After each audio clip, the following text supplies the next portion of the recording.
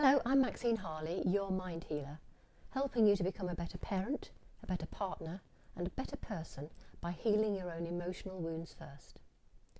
I want to share my thoughts with you today about anger. Now, you create your own anger and only you can control your anger. Now, anger's not all bad.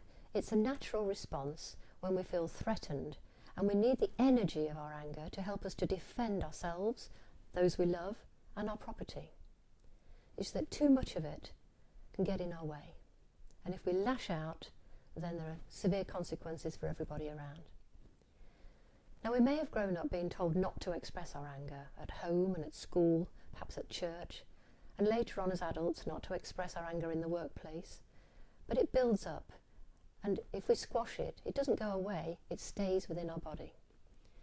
Now, if we don't express our anger in the right way, in the right time, with the right people, then we hold that energy inside us and we can become vulnerable, feeling that we're weak and we might be attacked. It lowers our mood and we can perhaps dislike ourselves for not being assertive.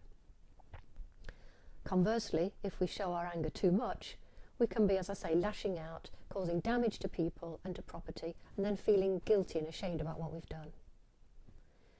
A lot of our anger will have been learned from our parents and the people that brought us up. If they tended to be angry and furious and out of control, then that's what we will have picked up, and that's what we will have learned to be like too. But it can be changed. A tendency to be angry can also be caused by the frustration of not having the right words, not having that vocabulary, not knowing how to express ourselves and what we want and what we need, and the frustration builds up as a result of that. And anger can also mask other emotions underneath, such as hurt and shame and guilt and sadness. It's really important to be able to cut off that connection with the people and the memories of those early days, that early experience of shame and sadness. Doesn't mean it goes away, but it's about not allowing it to affect you in the same way anymore, because the people that created that for you back then, they didn't know any better. You may even want to forgive them. That's entirely up to you. Now, anger exists on a scale from being irritated, which has its own facial and body expression, to being annoyed, which has got a little bit more energy behind it, to being angry and furious and even rageful, where we're out of control. And it's important for you to rehearse those stages. Okay, it might seem a bit strange and silly to be doing that, but it's important to rehearse those stages for yourself, just to get familiar with that bodily sensation of irritation and the facial expressions that go with it, and the annoyance and the anger and the furious. Maybe leave the raging to one side for now, because that's the out of control stuff and nobody really wants to go there. But just to become familiar with that whole spectrum of anger, so it doesn't have the same control over you. Now, it's important to remember that you can't be angry and happy at the same time, and you can't be angry and loving and kind and calm and considerate at the same time. So which are you going to choose to be? Now, there are two things I'd like you to do each day. The first one is to notice when you're doing anger. And by that I mean when you catch yourself noticing, this is me doing that anger thing again. And noticing what's going on in your body and your facial expression. And just being one step removed from it really helps.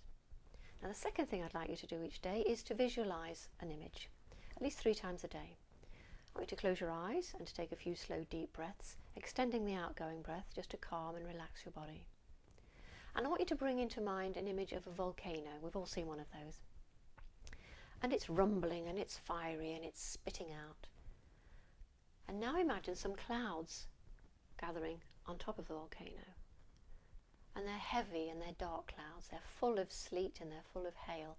And in a sudden downpour, you can hear the sizzling as that hail and sleet puts out that fire in the volcano.